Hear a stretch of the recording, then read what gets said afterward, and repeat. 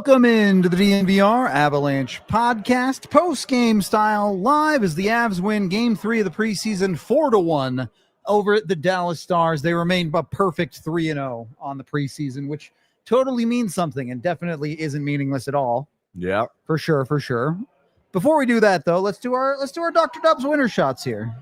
You know, you got to get them in while you can. we really should be doing 3, but we aren't. Should be, but we can only do what we can do. Let me see some Dr. Dubs up in the chats, all right? Whew. If you are not a Supporters Club member and you're watching us at 8 p.m. on a Saturday and that's what you're doing with your life, you should probably be a Supporters Club member. It's for you. Yeah, that's what it's for. So sign up with that. You get the Dr. Dubs emoji. You get access to some of our behind-the-scenes content and hopefully a bunch more emojis as well as the season goes on. And we unlock some more. By the more members we get, the more emojis we get. So jump in on that. Let's get into the game. But as I've done all preseason, we will preface, and you have to understand the situation that you are in preseason. Dallas brought 3 real bona fide NHL players. Yeah, this was not Dallas's A squad. I'll put it to you that way. I mean, they hit the veteran because all the guys that are going to be vying for their fourth line, Oscar Beck, Nathan Bastian, Colin Blackwell are all in the same game. Yeah. And then you do have on the back end, you have Petrovic, Kolyachonok, Lundqvist, Bichel. So that sounds like a lot of their guys, but like a lot of their bottom guys. 2 of those guys will play in a real game. Right. Like regularly. Meanwhile, the Avs top line was McKinnon and Lehkonen and Olofsson. No, neither goalie is going to be a real goalie for them. Right. So both of the goalies that the Avs played in this game will play for the Avs against the Kings on opening night. Well, they hopefully only one of them will play. They will suit up. You know what I mean? They will suit up. They will. Opening night in Vegas last year has me scarred. Yeah. Did the Avs bring their full juice lineup? No, but they did have McKinnon. They did have Lehkonen, Olofsson. They have a number of guys that are on their fourth-ish line or vying for those positions. There were a handful of NHLers. So their defense was a little bit thinner, but they did have Burns.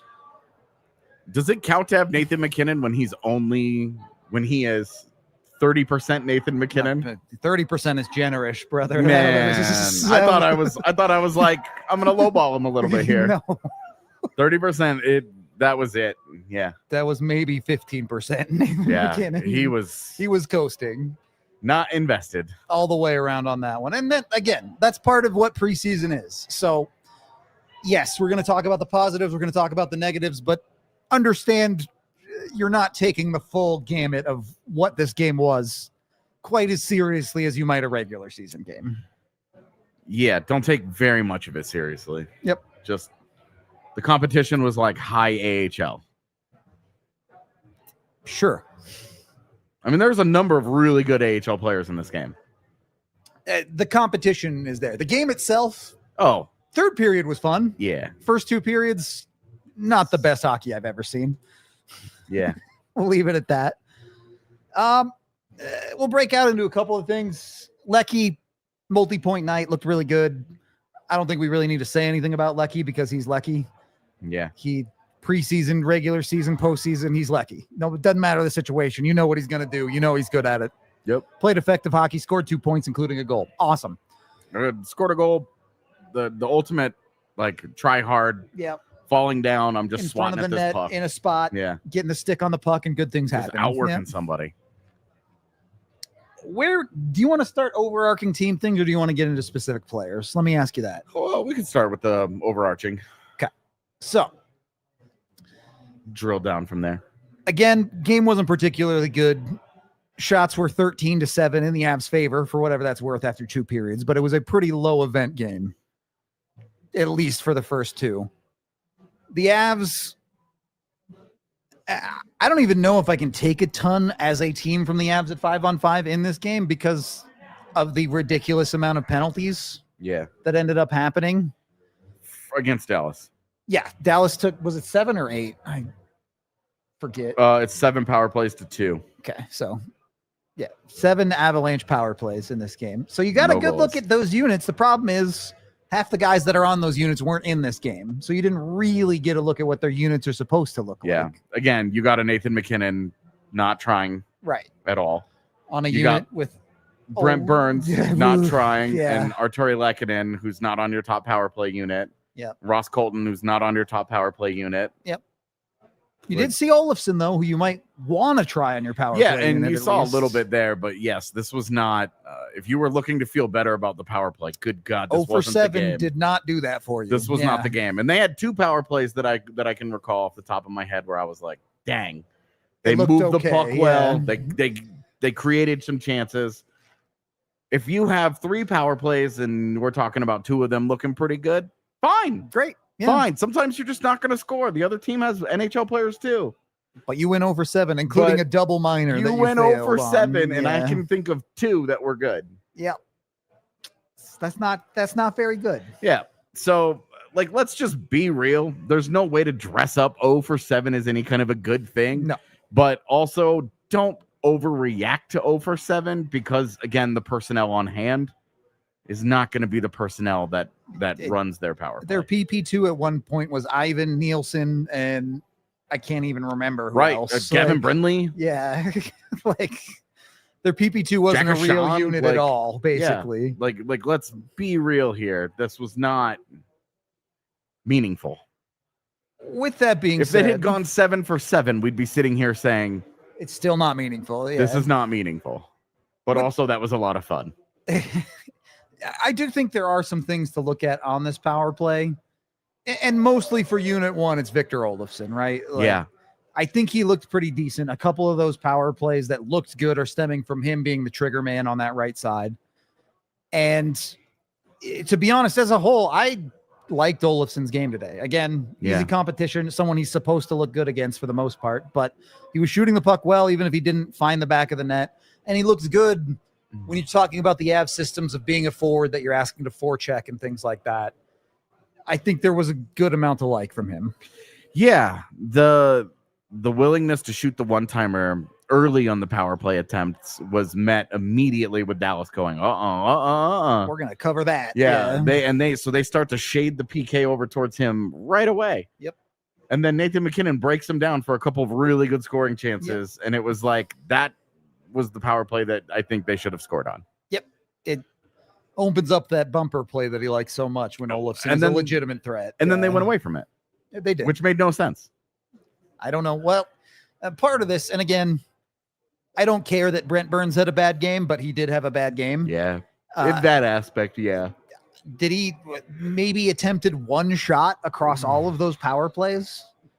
Just was not shooting the puck for the Avs. Yeah, it seemed very comfortable to just give the puck to somebody else and go, you guys go do it. Yeah. And it wasn't like, oh, I'm going to defer to Nathan MacKinnon. Yeah. I'm going to defer to everybody. The first guy I see is getting this puck, and it's not the goalie. So, yeah. He had 2 shots on goal. But only 1 on the power play, I think. Yeah, I'd have to go and look. But. Yeah, not that it matters. It's 2 shots on goal in 1,322 seconds played. What happened to the NHL second track? I have never ever looked at the stat sheet, the box score on the NHL's website, and had to go, this guy played 771 seconds. That means nothing to me. 12 minutes and change or something, that is. Yeah. Okay. It's preseason for the NHL backup, or for the NHL website as well. Or, you can always go with the famous Sidorov quote, but yeah, you can't quote that anymore. You can't say it anymore, at least not until overtime. Imagine as soon as it goes into overtime, just start saying it. So yeah, power play, bad. Yeah. I don't think there's any other way to put that. It's just I'm not worried about it because it's a preseason game. You look at the rest of the team, and first of all, Preseason, not exactly sure what happened to him, but he only played 2 minutes. Yeah. And then was not on the bench, was not in the game. Hold up. You mean 129 seconds? Sorry, yeah. Only took a couple of shifts in the first period and left. Obviously, you never want anyone to get hurt. That sucks. He was one of the guys that at least early on in preseason was in the mix of who's going to be the call-up, who gets a shot at 4C type of thing. Yep. So you hope he's okay. We'll see exactly what plays out there. But his exit kind of clears the lane, right? Because the lane was maybe already clear. He'd already stepped out of it. I think that's fair. But Bardakov and Ivan both had good games. Yeah. Bardakov especially was really good. I would agree. But Ivan was fine, but he makes great, just created the Avs first play goal entirely. On the first goal. Yeah. Chips the puck in, goes and gets it behind the net, wins the battle, makes a great little play, puts it behind himself, taps it off the wall to himself, gets body positioning on the defender, and then comes across behind the net. Yep, backhand pass out in front to Gavin Brindley, who just taps it home. Yep. Puts it nicely in the corner on the opposite side. And easy finish for Brindley. Yeah, for sure. Who 4 goals in 3 games now. Has scored in every game he's played in an Avs jersey. Yep. 1 rookie showcase, 2 preseason games. Just keep doing that in the regular season, and the Avs will be the best team of all time. Yeah, you'll probably win MVP. If you score 82 goals. Yeah, if you score a goal in every single game. On Colorado's third line. Maybe not in the Gretzky years. There might have been a couple seasons you wouldn't win MVP by doing that. Maybe. Well, he had what, 90 something 1 year goals, I think. Yeah, he had a 92 goal season. So as long as it's not that year, it'll get the job done, basically. Yeah. It is interesting. At every turn so far, Zakhar Bardakov has earned the role, and granted, he was given the inside track to that 4C job. Yeah. But you have enough momentum now that we're 9 days into preseason, 10 days into preseason. This is Bardakov's second preseason game of 3. Yep. And every time you get a look at him, you say, yeah, he played well. He did what he needed to do. And I think just as importantly, outplayed all the competition. Yep. Has been the best of the bunch for sure. So there hasn't been a single day of training camp, preseason, any of it, where I've thought, wow, Ivan really looked a lot better than Zakhar Bardakov or Nikita Preseason or any of these guys that we were talking about. None of them have looked better. Agree. It was his job to lose anyway, like I was saying, but at this point, he lost it. To be honest, at this point, it feels locked up. At least to start the year. I think it's a fair question. The preseason ends in 10 days. Yeah. Like, what's going to happen? What would have to happen in the next 10 days for Zakhar Bardakov to not win it? An injury? I mean, that's understood, right? Injury is the only avenue. I think that's about it. That Zakhar Bardakov is not your 4C on opening night. Gets suspended for doing something incredibly dumb. So we've got injury and suspension as the avenues where Zakhar Bardakov is not your 4C on opening night. Those are the only. You never say never, right? Something crazy could happen. Maybe Bardakov plays the next 3 preseason games, the worst anyone's ever played hockey before. But it would be really hard for me to see anyone else take Bardakov's spot, even if you did feel like Ivan took a step today. Yeah, it's still a clear level below what you've gotten out of Bardakov. Yeah. So I just don't see it happening. And the only guy that I think has played close enough that you could feel like it would be a competition is Brindley, but he doesn't play center. So it just doesn't matter. Yeah. P.S. Yes, we know that the studio lighting is bright. We don't have a producer, so this is the 2 of us doing this. Yeah. Studio lighting isn't what we do, so they're just on. You're just going to have to live with a little bit of an ugly show today. Yeah, we're going to be blown out. That's just how it is. Schedule was a nightmare. There are 4 Colorado games that happened at the same time today, roughly at the same time today. Yep. So we understand. It's all good. We had to make it work. Yeah. It's all good, guys. It's the reason I sit in front of the camera, not behind. Not because I'm good at this. It's because I'm bad at the other thing. On that note, we do need to take our first commercial break of the show. So let's make sure we're hitting that. Getting our bills paid even if we are flashbanging you. That's not good phrasing. It's fine. What's wrong with that? I'm not flashbanging anybody. People know what a flashbang is. It's fine. All right. Yeah, I guess that is very America. On that note, don't get flashbanged on the roads. Make sure you're in the official vehicle of DNVR, which is Toyota.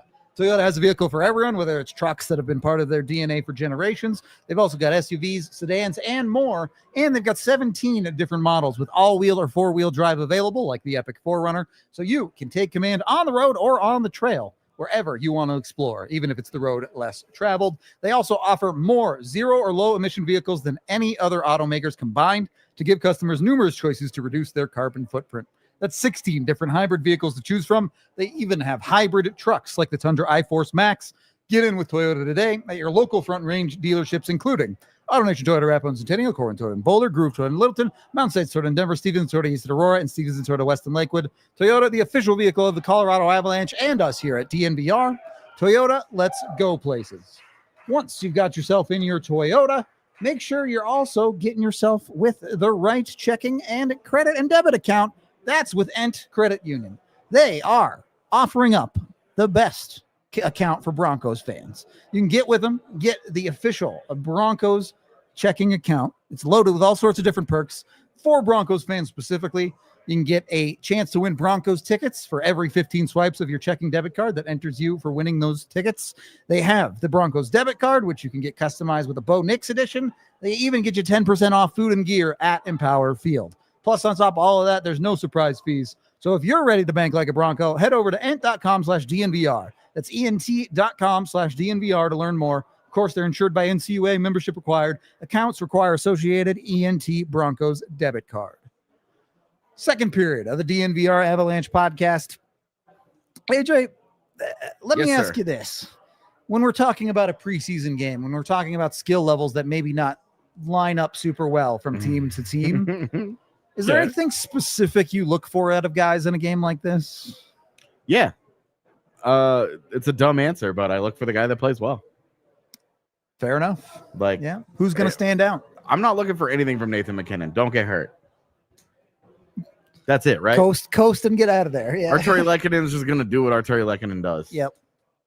He scored a goal in his first preseason game, scored another one today. Yep.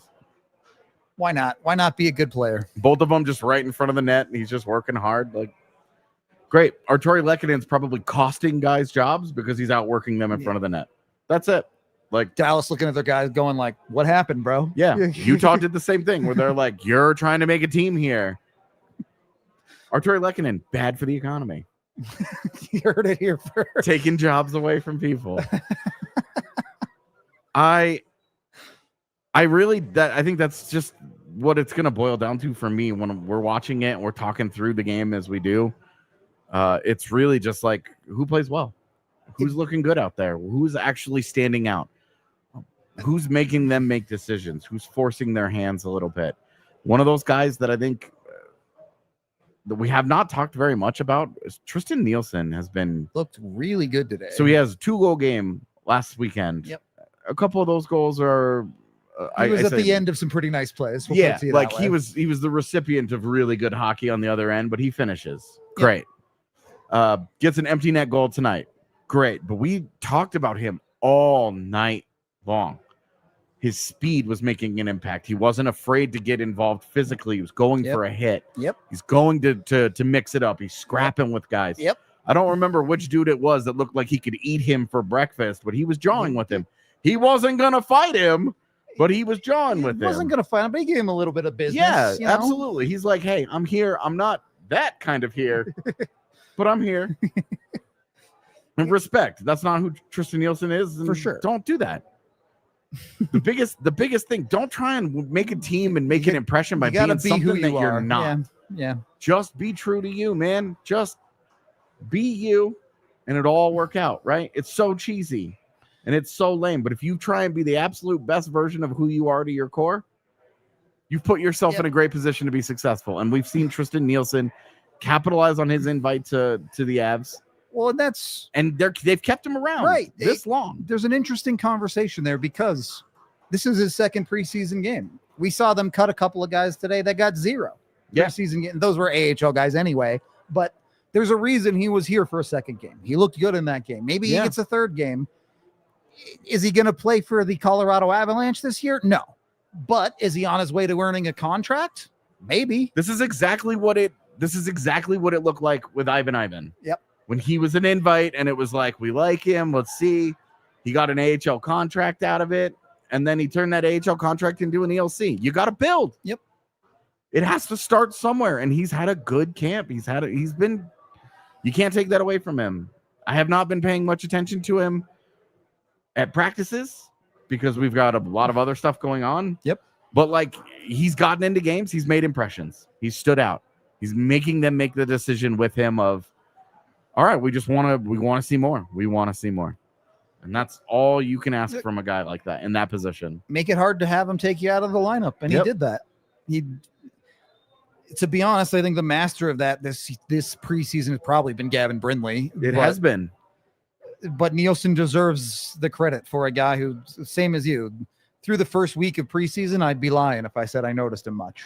Yeah. But a guy that took his opportunity and ran with it. We're talking at camps, through practices where there are 60 guys that we're looking at across 2 sessions, 5 hours, and it's like there's too much going on. Like it is with drills happening on both ends of the ice. It is physically impossible to drill that deep into it and have like an in-depth thought on every single one of those guys. It is impossible. Anybody that is doing it is lying to you. Yeah. That's why you look for the guys who stand out. But when you get to the guys in the games and you're like, these are actual games. This isn't drills. This isn't nonsense. Yep. This is one-to-one. This is translatable stuff. You are playing in a game. This is situational stuff. What do you bring to the table? Tristan Nielsen's been good. Gavin Brindley's been great. Every day we have to have the same conversation about Gavin Brindley because every day it's like, well, the Avs just don't have a lot of room. But Gavin Brindley keeps saying, cut me then. I dare you. Yeah. I'm going to be better than everybody else. Okay, well, I'm 5'7". I don't take up a lot of room. You leave a crack in the door. I'm running through it. He's going to wriggle through it. Yep. And that's exactly what he's doing right now. Like, they have played him on the penalty kill in every game that they have had a chance to. Yep. They've played him on the power play in every game that they've had a chance to. They have continued to put him in advantageous situations offensively, and that's great, but he's producing. The production is important, and that's immediately going to give him a leg up, but also, and I'm not going to tell you he's a perfect player. There have been mistakes throughout the games from Brindley, but he's got that extra juice, extra battery, the motor, whatever you want to call it, that every shift you see him working hard. You'll see him. Yep. Is he going to be a great defender ever? No, but if he gets a guy along the boards, he's going to work his tail off, get his stick in there, and create a loose puck. Yep. And you see it where he's really effective is in the neutral zone. Mm-hmm. He hunts pucks like Jonathan Duran did, where not a great defender, not great on the wall, not strong, ask him to stop a guy, you're in trouble. Yeah. Ask him to jump on a puck, you got something. He's so sneaky and he's got such good vision and he's so smart that he can get in there and he'll lift a stick at the right time and he'll swipe a puck. He'll disrupt timing of of zone entry. He's really good and effective at a lot of those things, which was one of the big reasons why when the Avs got him, we were like, hey, we know he's small, but this is not just an offensive dynamo or bust type of player. Right. And we're seeing the other parts of his game are carrying him to success. The production is great. He needs that. For my money, he has been a better penalty killer than power play player at this point. I would agree. The power play went 0-for-7 today. Not putting that on him, not putting that on anyone, putting it on everybody. Right. But on the PK, you see he works and he gets on guys quicker than they're expecting because he is so small that they're like, oh, he doesn't have the reach, he doesn't have the size, he doesn't have that explosive. I'm not familiar enough to know that he can get on me so suddenly that he causes some problems. He forces them to make decisions, and then he's good enough with the puck that he can get it out when he gets hold of it. And he's interesting. I think that's an interesting fit, especially when you talk about the Avs penalty kill at a whole, because over the last couple of years, the Avs PK has generally been at its best when it's playing a very simple brand of hockey that is, hey, high forward, just go cause chaos out there and make something happen, and the puck will get kicked out or whatever. LOC excels exceptionally at doing that. Yeah, he's made a whole career out of it. Yeah. Just, all right, I'm going to be the guy. I'm going to outwork everyone, and I'm going to get involved in everything. Gavin Brindley has that same kind of path, but he's more offensively skilled. For sure. He's not going to score 60 points in an NHL season. He's not going to be a 20-goal guy. That's not what we're talking about. But he's not Cole Caulfield. Right. Not what we're talking about. Right. But he is a much better defensive player. Yep. He has he's got a decent defensive ceiling. There is the number of pathways to the NHL for him are starting to be a lot. Yeah. The only one he doesn't have is play center, which is unfortunate. But and you're looking at it going, all right, well, now I'm considering this conversation of Gavin Brindley versus Yoel Kiviranta for my opening night 12th forward. Yeah. And we kind of talked about that yesterday too. For what it's worth, Kiviranta didn't do a whole lot today. There was definitely some coasting going on there as well. So, and this is another, and we say Kiviranta, but Parker Kelly's also in this, but it's more Kiviranta because Parker Kelly's a left wing, Gavin Brindley's a right wing. Also, when you understand, generally speaking, what Jared Bednar wants out of his fourth line, not that Kiviranta isn't really good defensively, he is. He's very good defensively. But Parker Kelly is stylistically a fourth line defensive player in a way that Kiviranta isn't. Yeah, the way that he hits and blocks shots is something that Kiviranta doesn't do so much of. And that same is true to a certain extent to Brindley, to be honest. Yeah. So as you're talking about three guys that could be on your opening night fourth line wing, who go about it very differently. Yep. So I think in a lot of ways, stylistically, Bednar feels more attached to Parker Kelly as a fourth line player. Yeah. Whereas I think in some ways, Bednar sees Kiviranta as more of a third line guy, if I'm honest with you, regardless of how I feel about it. I don't know how true that actually will be. Like, ultimately, I don't know how true that will end up being. I think a lot of that conversation depends on what Victor Olofsson does. Yeah. Victor Olofsson's like a sneaky important part of that conversation for sure. But, yeah. You know. So the Avs, obviously, just sorry to... Yeah, news is news. Yeah, the Avs, we know that they put a handful of guys on waivers today. Alex Barré-Boulet, Ty Felleber, Jason Polin, TJ Tynan. We knew all those guys were... We did already know those. That's fine. Yeah. But they also assigned Sean Behrens, Ivan, Jason Megna, and Tristan Nielsen to Eagles camp. So Ivan maybe the only one that's a little surprising there. Yeah, so that would... I think that ends a conversation about whether or not Zakhar Bardakov has won the fourth. He's the fourth line job. Yeah. If at absolute worst here, if he gets hurt, Parker Kelly can do that job, and then we're going from there.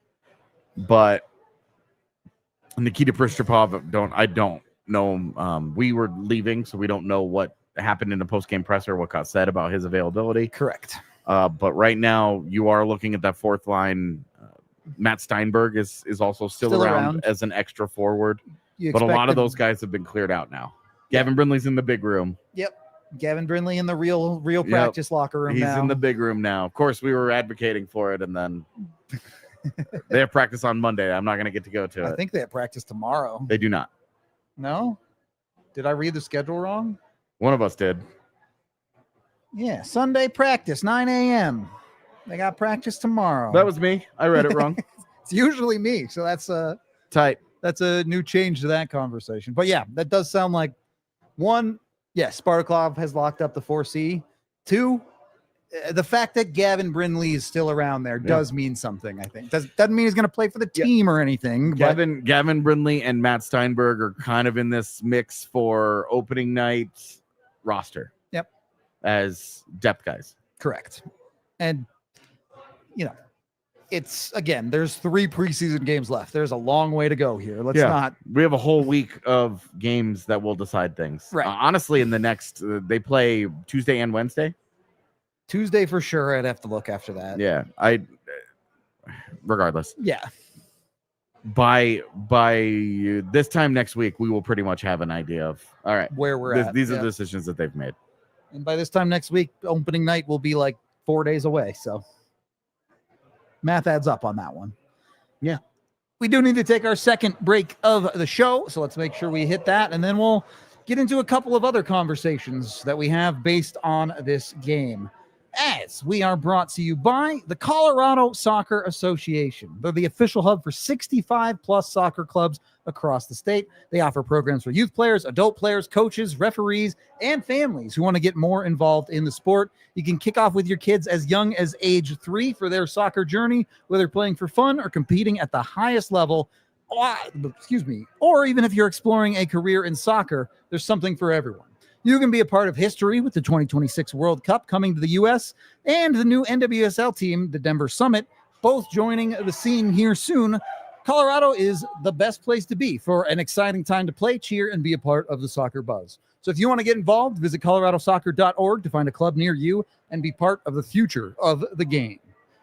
Then, after your soccer match, make sure you're heading down to the DNVR bar to drink yourself some Breckenridge Brewery. Breck Brew, the official craft beer of DNVR. You can see a bunch of Avalanche Amber Ale right on the table there. One of my favorites from them.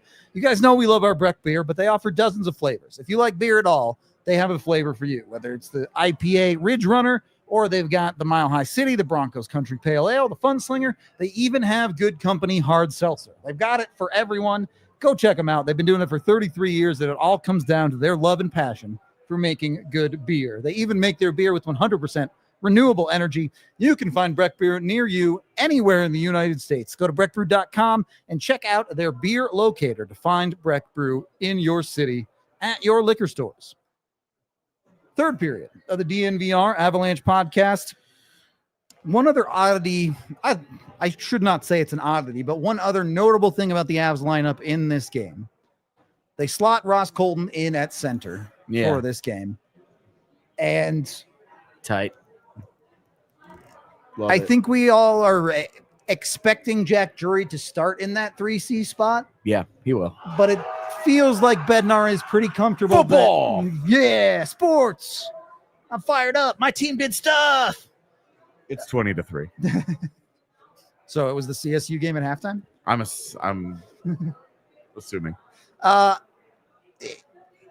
It feels like Bednar, if it doesn't go well with Drury, is comfortable quickly switching that to Colton back at 3C.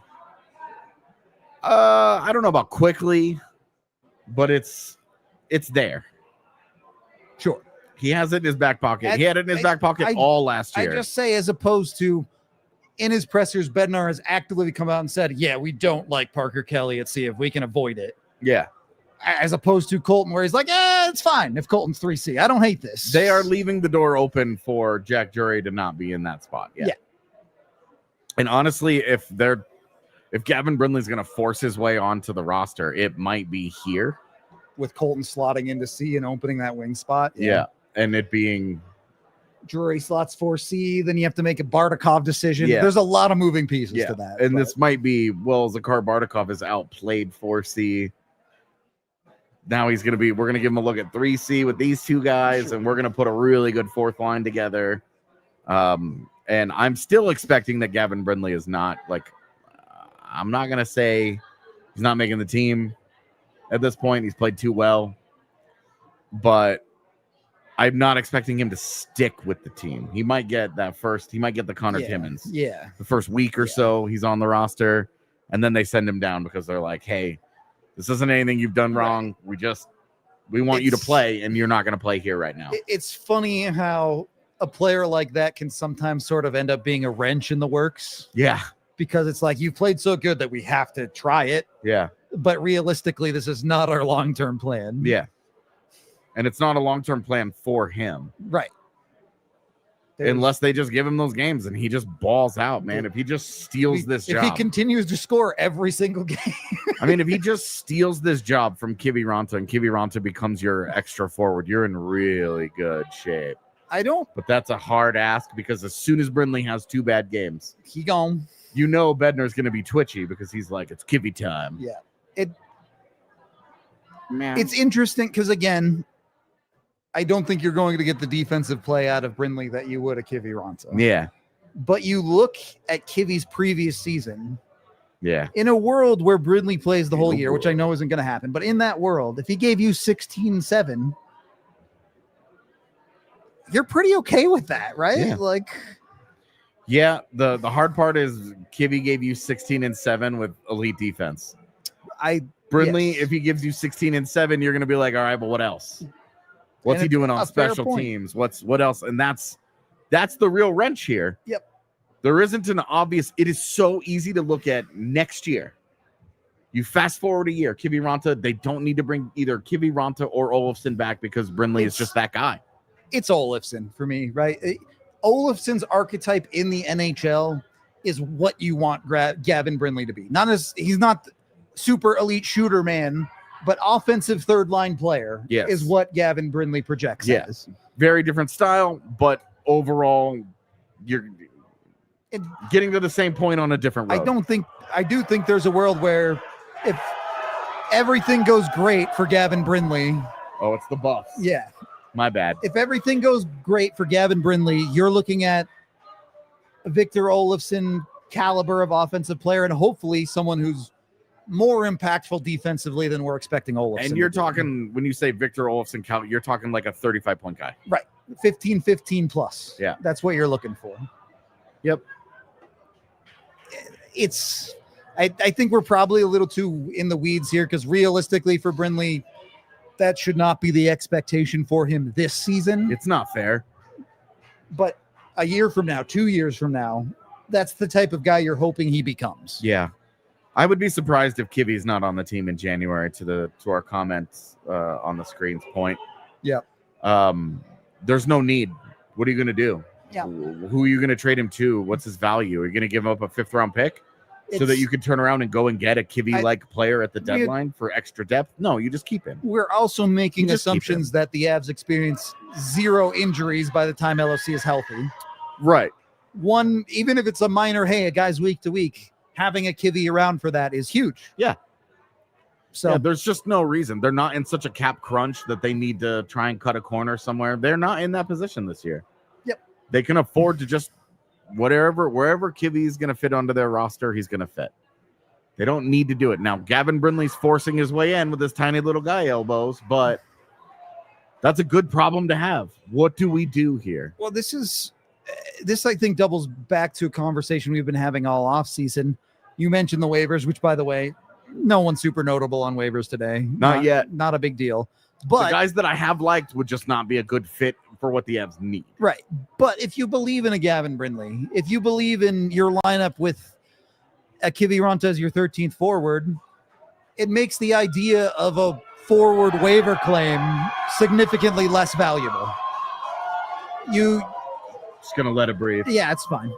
You shift that waiver claim conversation a lot more towards the defensive side of your lineup, which, to be fair, I think it's already there. Yeah. But even more so, that waiver claim is, hey, we feel comfortable at forward. And realistically, one of my biggest takeaways from today, our shout out our boy Dario, who was at the game with us. For the first time in a long time, you feel pretty okay with the Avs center depth going into this season. Yeah.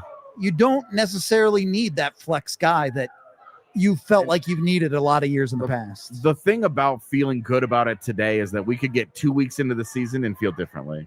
100%. If Jack Drury can't handle the 3C job, if Bardakov blows up at the NHL level, and you're looking at, okay, if we're living in a world where Jack Drury can't handle the 3C job, but then Zakhar Bardakov also can't handle a 3C job, then what do? You play Ross Colton at 3C. Right, but then where are you going with these guys? If Zakhar Bardakov continues to play really well at center, that's great. Yeah. But you know what you have in Jack Drury is such a good, reliable defensive center. I do not see a world where Bardakov steals Drury's job. I'll put it to you that. No, me neither. And then what do you do with Bardakov? You find out if he can play wing. So I agree. I agree with you that 1 through 5 right now, and we'll just say for fun that Ivan is 5. Yeah. You feel solid about like, hey, you're good with 3, 4, and 5. You're not good if either McKinnon or Nielsen gets hurt. There's no elevating. How many teams in the league are good at that? There's no replacing Nathan McKinnon. Right. None. There's no preparing for that. Nobody can handle that kind of loss. Florida is about to learn this a very hard way that you just can't. And fix all of our season preview predictions because of what happened to Barkov.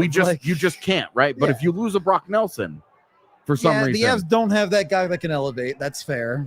We're talking about these guys need to elevate into the roles that they're slotted into right now. Yep. Let alone if they need to go up another one, and we could do this all day. Well, what if this happens? Do they have somebody for this? What if this happens? But we are talking about they are one injury away from 2 different guys.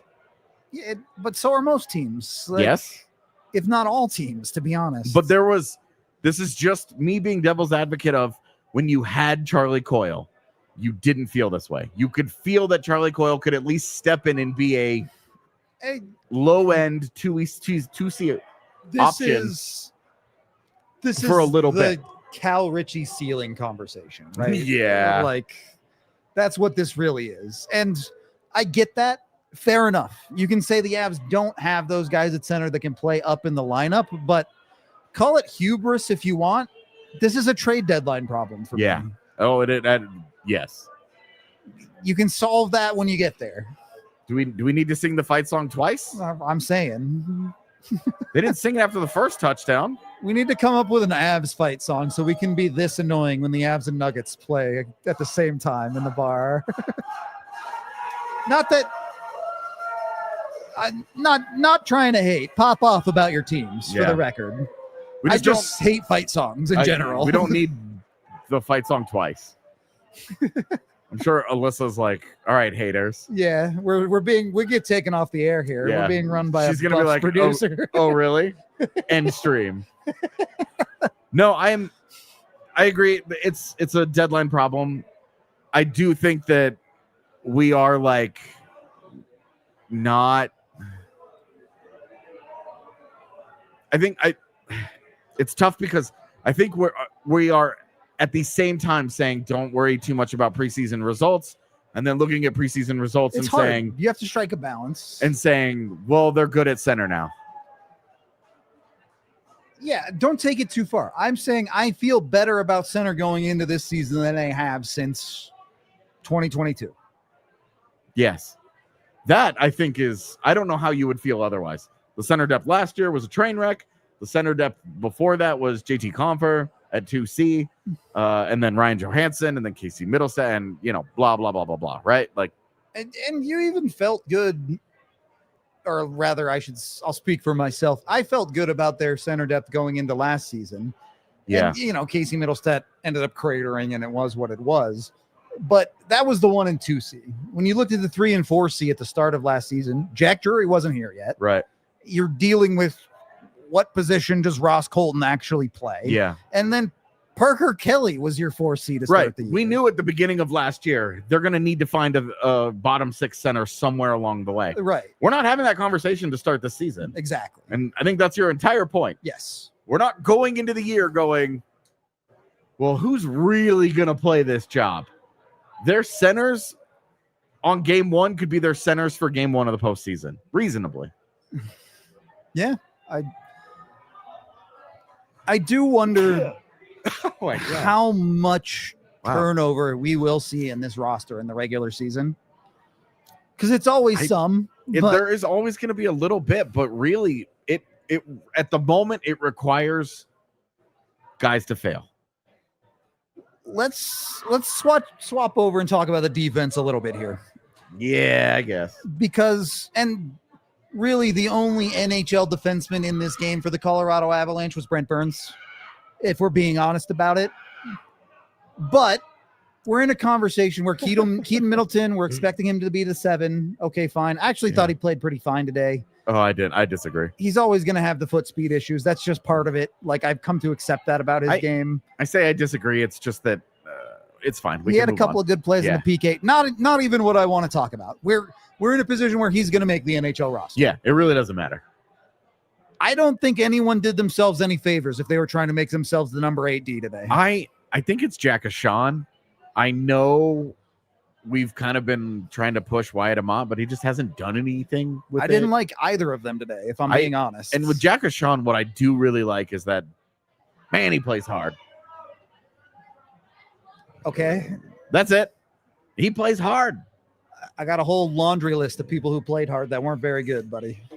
And his mobility and his puck moving ability, like, it's always going to be something that appeals to this organization a little bit.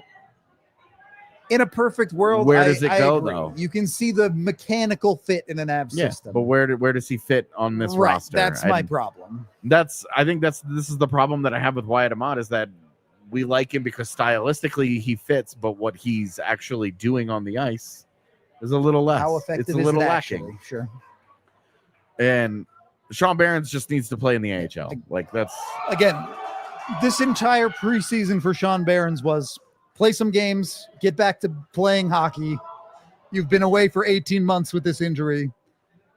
There was no universe where Behrens was making the Avalanche out of camp. Yeah. Just wasn't going to happen. Yeah. And of course, Gavin Brindley had a different kind of preseason. We could have been saying the same about him, but that's a guy that just rolled in and is just like elbowing his way in. He's forcing them to make a decision. Sean Behrens has a long way to go. It would have been Gavin Brindley also has a full pro season under his belt. Significantly harder for Sean Behrens to make. For Brindley, this is a big step for him. For Sean Behrens, that would be, I'm jumping the Grand Canyon with the step I'm taking from being injured my first pro year to going to that level. Yes. So that's the only reason his cut didn't surprise me today. I'll put it to you that way. I agree with you. It's fine. Yeah. I don't think it was particularly great. I don't think it's bad. No, I don't feel good or bad about Behrens. I feel like what happened is sort of what I thought was going to happen. Yeah. To expectation. Yeah. Sure. Is fine. Yeah. The rest of this game, I know we talked about him a little bit, but I do want to drive this home. Oh. I don't know. Barring playing real regular NHL season games, after today, I don't know what else Bardakov has to do. Yeah. Like, he was awesome out there. He's penalty killing, playing high energy, physical, scores a big goal. What more can you possibly ask out of the guy? I'm with you. Cool. We watched him. He forced a couple of turnovers with an aggressive forecheck. We were laughing because he got after a guy so bad on the forecheck that he ended up dumping a puck into the bench trying to avoid him. Yep. Flipped it hard into the glass. Yeah. 2 feet in front of him in the corner. Yeah. And you're like, good. That's pretty good. Yeah, that's what you want. This goes from they have puck possession to now you have a faceoff. Yep. Was okay. Started the game in the faceoff circle really well and then kind of trailed off a little bit. Yeah, let's see. I don't actually know the numbers, so you can look that up. But this continues to be a guy that, again, to be honest with you, regardless of what anyone says, I think there is some level of language barrier there that he's simply just working through. And, you can work around that with a lot of gestures and all of that. But he finished 6 of 12 overall, 4 of 7 in the defensive zone. Okay, so fine. Nothing to write home about, but 4 of 7 in the killing defensive zone is 57%. Yeah. You're in the money, small man. sample sizes. I don't want to make too much of it. Right, but when you look at a guy's face-off numbers and you break them down, I always look at the overall number and go, okay, that's where I'm starting. But good or bad, I want to know, how did he do it by zone? If you're going to be on the fourth line, you need to be able to win defensive zone face-offs. I don't care if you went 10 out of 10 in the neutral zone. I don't care. I remove neutral zone face-offs entirely except 3v3. That is what we mean when face-offs only matter when they matter. Exactly. It's like the perfect example of it. So, yes, him going 4 of 7 in the defensive zone is good. This is where I caveat, name one center that Dallas played today. Yeah, that's my is point. Oscar back a center? That's my point. Is Oscar back a center? I don't even know. Sure. Colin Blackwell takes faceoffs too. That's true. Is he really a center though? No, I don't think any of these guys are. I mean, Nathan Bastian, Colin Blackwell he took their faceoffs. AJ, some guy I've never heard of, Justin something or other, took 11 faceoffs. This is what I mean, though. Let me ask you something. Is this a rivalry? The Avs versus faceoffs? Avs and Dallas. Yeah, of course. Okay. We have it as a rivalry. If they don't have it as a rivalry, I would understand, because there needs to be a balancing of the winning and losing for it to be a rivalry. I just thought Do we have a rivalry with the St. Louis Blues? They've never beaten the Avs in a postseason series. But they hate our guts. It's fair. I just did think it was interesting for a preseason game. The crowd was upset with the Dallas Stars. Well, yeah, their general existence is a malaise on the entire planet. Okay, fair enough. Even without Pete DeBoer? Absolutely. They were a malaise. That's not how you use that word. It is a black mark on the entire planet. I mean, I think Dallas' existence makes me more depressed, probably. Yeah. Their existence is anathema to happiness. I think malaise is close enough. All right. We've made our point. I just thought it was interesting that. But I would understand how they wouldn't feel that way about us. I totally understand that. But I was surprised. And maybe this is I'm jaded and too deep into the hockey scene that I just don't care about preseason games. Yeah. But the Avs crowd was genuinely, during the anthem, the guy said F Dallas. Oh, yeah. After the Stars nonsense. Yeah. After the game, there were dudes walking out of the arena singing, na, na, na, na, hey, hey, hey, goodbye. Yeah. Like 2 Stars fans. Right. Yeah. Like, this is. I didn't think it would go so deep as a preseason game that the Avs where the fandom was this into hating the Dallas Stars. Yeah.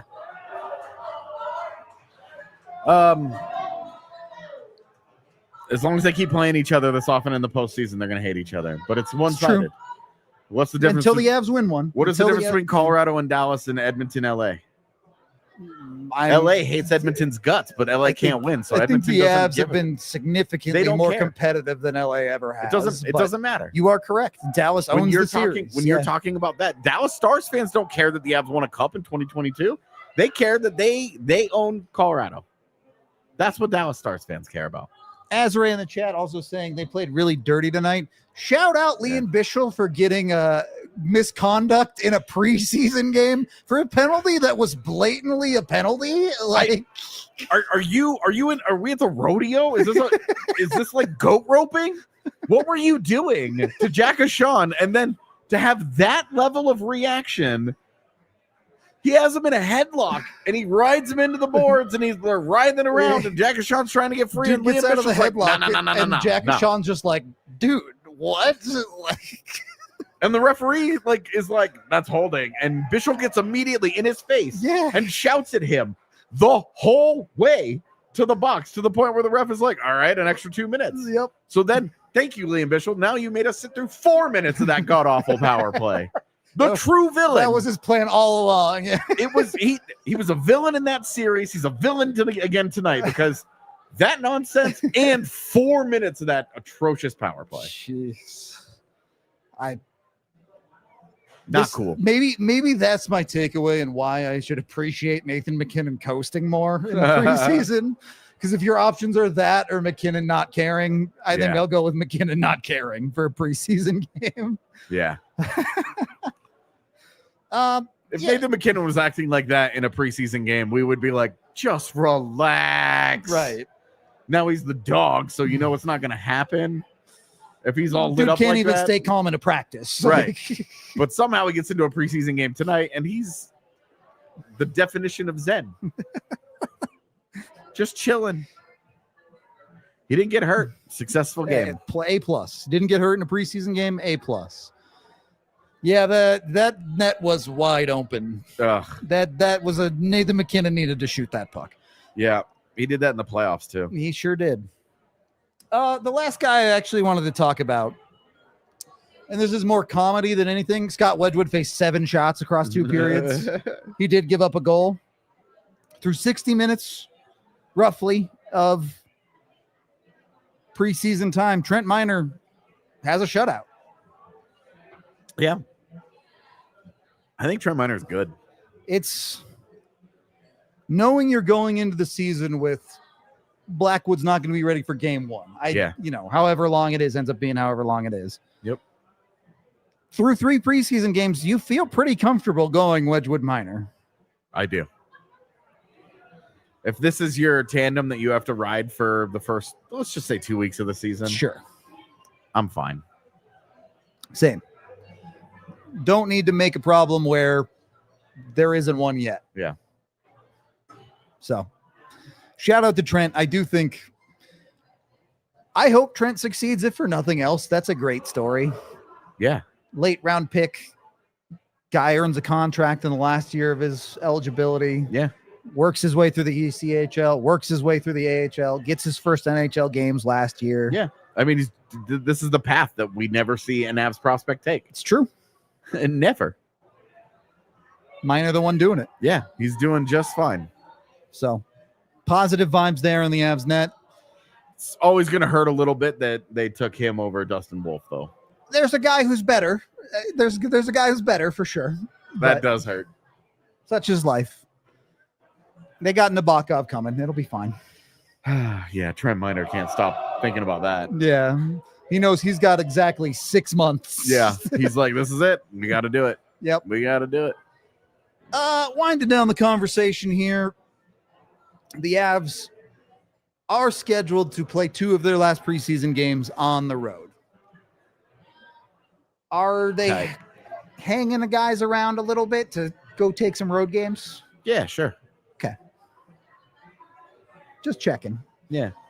I don't think we expect Nathan McKinnon to play too many more, maybe one more preseason game of these last 3. So, yeah, they're going to need some bodies still, is all I'm saying. Yeah. You get into that. I guess the only other conversation in this is Sam Malinsky did not play in this game, which we have talked multiple times about. If you're going to play him on the left side, can you get him as many reps as humanly possible? Yep. I disagree with them not playing him tonight. Yeah, I think that's a fair statement. We'll see. I will say, oh my God, if Keaton Middleton and Ronnie Attard are ever a pairing in an NHL game, a thing. You're in trouble. Awful, dude. They extended so many possessions just by not being able to get a puck. There's no feet. There's not enough puck skill. There's not. And I'm not saying they can't play a role in the NHL, but they can't be together. Yeah, just raw. I mean, oh my gosh, it was rough. I was like, you would need to get so deep into the injury list for these guys to be there together. But thank goodness, because yikes. Also, Ball Arena.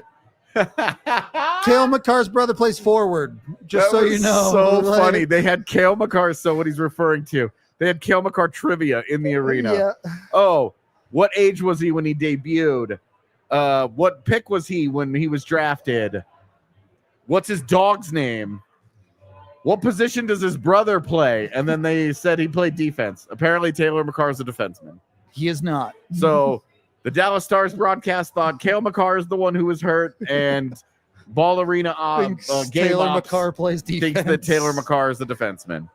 So we're a little messed up on the Makar brothers right now. Makars are confusing, all right? I get it. It's hard to track. I feel very confused a lot of times when I watch Cale Makar. It makes me feel feelings I am unfamiliar with. We're not in overtime yet, so I'm not going to say what I was about to say. But yeah, what are we? 2 minutes away? A minute away. All right, we'll just let it ride. We did get one super chat tonight from Melanie, who says, excited for the season. Thanks for your content all summer. Take care. Appreciate you, Melanie. She's always hanging out. Everybody else goes dark. We grind. Yep. We out here. We grind. 5 days a week. And can I tell you how glad I am it's no longer August and we're doing this 5 days a week. I will say, just since I know we are winding down, it has been so much fun being back in Denver, man. Hell yeah. The shows over the last couple of weeks have been a lot of fun. It was great. I am leaving for home tomorrow, so I know everybody was kind of been asking me, like, what? Oh, are you back? Are you not? I am not. I was just here for the preseason stuff. we know you'll at least be back in town for the Sweet Takeover. Yes, so. I will be back in January, but I am leaving in the morning to go back to my forest. I'm going back to humidity. Can we really call it a forest? Yes. I've showed you where I live, man. It's a forest. You're not wrong. You're not wrong. Go out onto the back porch and deer are in the yard. We are headed into overtime here. Make sure you continue the conversation online at DNVR.com. Don't have too much more to add, but I did want to say, great time to become a diehard right now. Yeah. We got a sale going on. You can either get in real cheap, or if you want a new hat, the DNVR hat is out there. I think it's $59 for the new hat and your diehard membership for the year. Yep. So it's a great deal to get in there. Cheaper one is free t-shirt and the diehard membership. So and that one's like $36, which is a ridiculously good deal. So make sure you're getting in, both doing that. Good deals. AJ has 1 million pieces. Yeah, I will write when I get back home. I'm not writing about tonight. I'm getting up early in the morning and hitting the road. I have a 29-hour drive. Not to spoil anything, but I think we've got some pretty cool ideas for some roundtables and stuff coming up too. So. Yeah, I am excited about the content that we have cooking up, and then I guess this season. I'd say the next few weeks, but I guess it's this season. Yep, we got it all. We got our season preview coming out next week, maybe start of the week after, maybe to first week of October. We'll put it to you that way. That's on the way, so you guys will have that content. Bunch of other stuff coming your way too. So hopefully you guys will keep it locked in here. One last shout out, Big Brothers Big Sisters of America. Yes. Super awesome organization. We're doing a fundraiser for them all month long here on YouTube. You can donate on the sidebar, or there's a link down in the description. Go give your money to a good cause. Go support the kids. If you really want to get in with it, you can become a big on their website as well. So check them out, bbbs.org. today to help support an awesome cause.